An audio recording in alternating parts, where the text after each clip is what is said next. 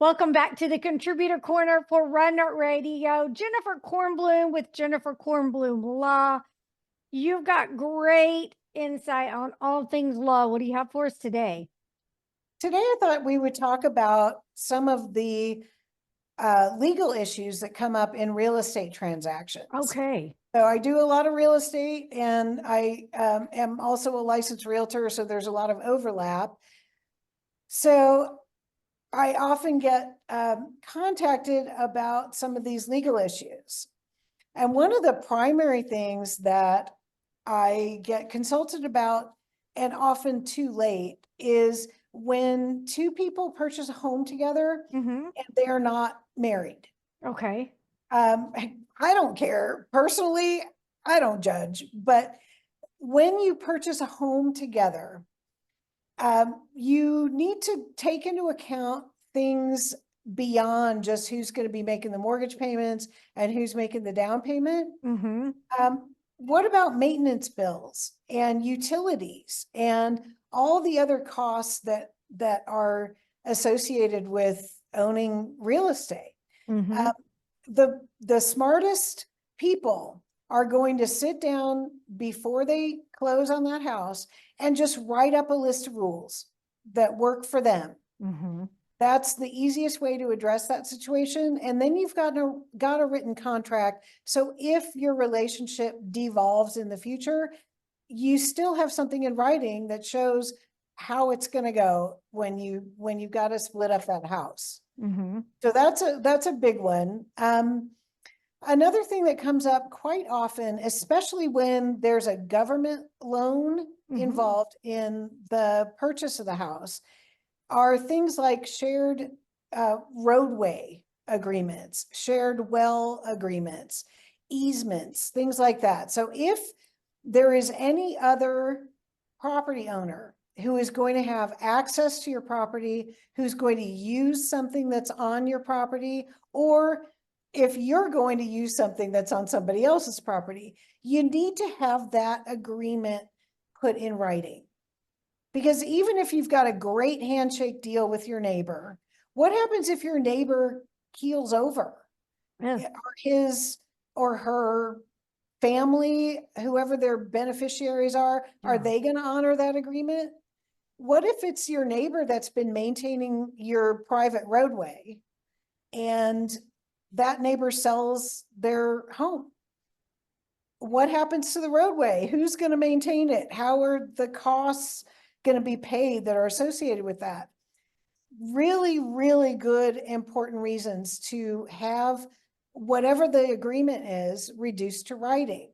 When it's a shared well, there's an electrical cost every month. Mm-hmm. There are maintenance issues. So how do you address collecting enough money so that if the well freezes or needs maintenance, all of that gets paid for? You do that by putting the agreement in writing. And also when the agreement's in writing and it's been recorded, then that agreement follows the land. So even if the two original owners who arrived at that agreement no longer own the property, then the subsequent owners are protected by that writing that was recorded. And so it's just like covenants and restrictions that a lot of people place on property.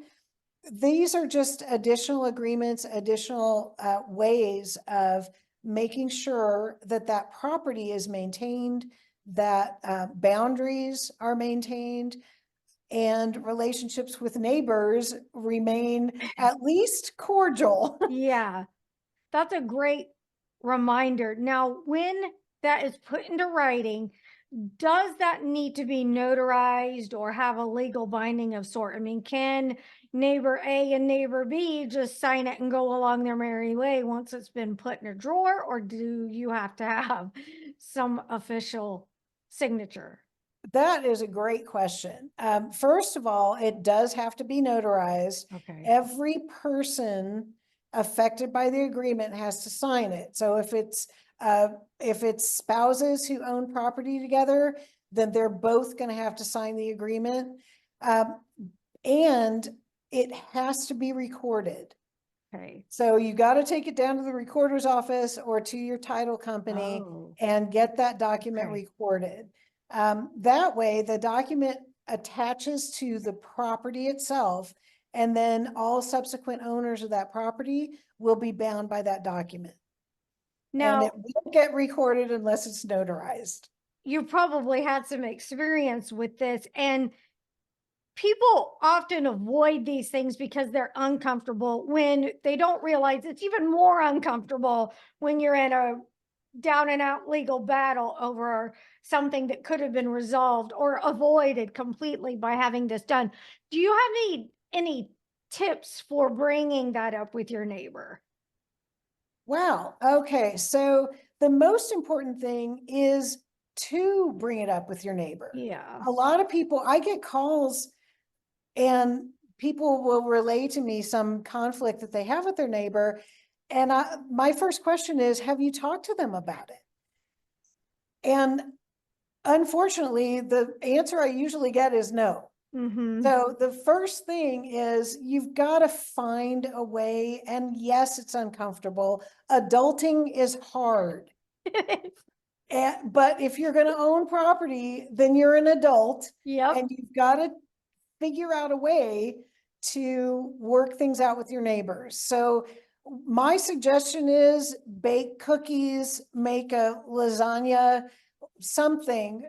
Don't come empty-handed. Yeah. Bring something, knock on your neighbor's door or catch them when they're out mowing the lawn and just start a conversation. It actually works out more favorably when it starts that way Mm-hmm. because there's no lawyers involved. You don't have the aggression or conflict at that Yeah. point. Maybe it's just, hey, we just got a survey and there's a little corner of your fence that overhangs on our property. Let's talk about that. Yeah. Or, you're when your kids get off the bus, they walk across our lawn to get to your house and it's making a big trail across our lawn. What can we do about that? Yeah. There are big situations and there are small ones, but every one of them should start with a conversation. Well, and I think too, if they know that it's usually if it's for their interest as well, you're not trying to take something away from them. You're concerned that the kids could fall down in your yard. I mean, it's not, and I think once they realize, that you're trying to work together for the safety of everyone involved and the care of everyone involved, it usually goes a little bit smoother. Absolutely. And putting the agreement in writing Yeah. protects everybody. Yes. It protects everybody who signs the agreement. So it actually is a good thing to open these discussions with your neighbors because you can improve your neighborhood, you can improve your relationships. So, so I definitely recommend that you approach your neighbor first and try to have that conversation. I think that's a great tip. Thank you Yep, so and it much. never hurts to have something in your hands when you show up. Yeah, those cookies and baked goods for Oh, sure. yeah. Thank you so much. You can find out more about Jennifer Kornblum or other contributors and listen every weekday at runradio.net.